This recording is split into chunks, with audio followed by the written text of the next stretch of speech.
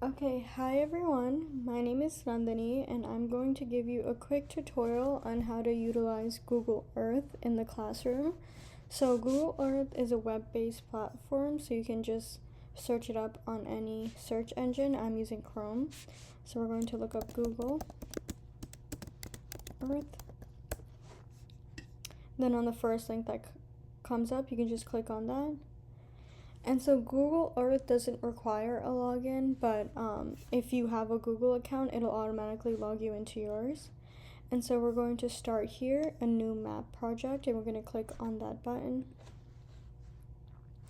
And then for in this case, I was working on it a little bit before, so it'll automatically take you where you left off of. Right here in my cursors, you can title your project. You can share it, and then here are the different tools you can use.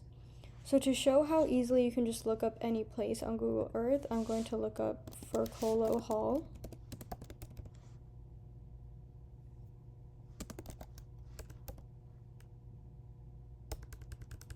Or in this case, the College of Education.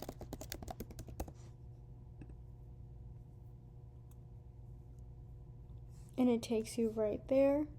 So you can pin this at a place mark if you want to the building. And then you could also utilize the path tool. So if you want to see how long it is or how many feet or miles it is from Firkolo Hall to say Worcester Dining, you would just click on this tool, select a starting point, and then navigate your way. You do this just by clicking and dragging anywhere you want, and you would hit Worcester Dining. Then this menu pops up and you can edit the length. You can edit to centimeters, meters, feet.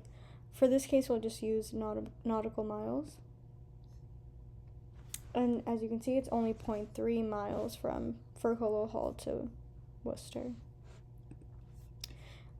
Then again, you could also use the measuring tool. Say you're learning about architecture or tech ed, and students have to find out the square feet of a building. They could just use the measure distance tool in Google Earth, start at one point of the building, and then end. And then again, we can change it to feet. So as you can see, the Firkolo building is 390 feet long.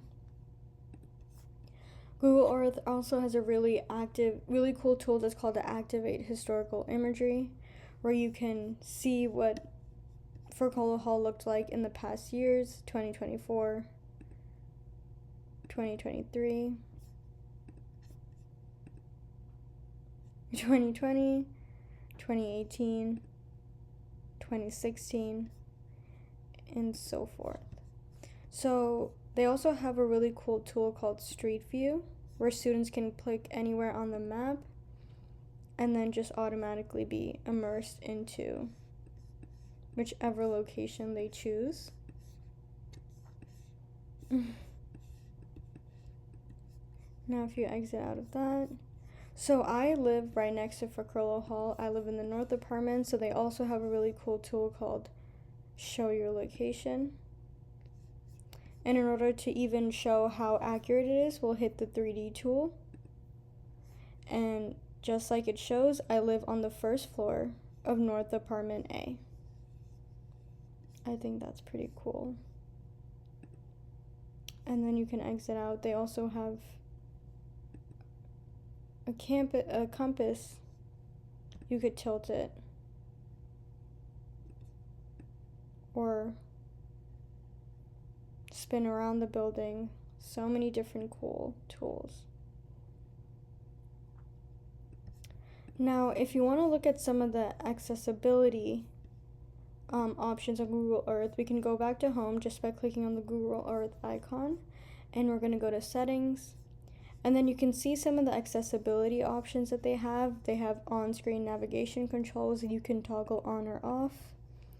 And they have screen-centered drawing tools. They also have increased contrast, which could help some visibly non-able students. It increases the contrast for better visibility. As you can see from the background here, it goes from light blue to dark blue. And then we're also going to look up some of the policies that Google Earth has. For example, COPPA, Google Earth.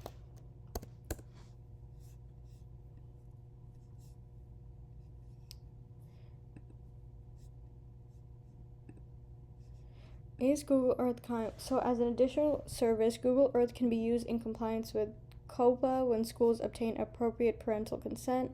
For more information, you can see this page of the Health Center.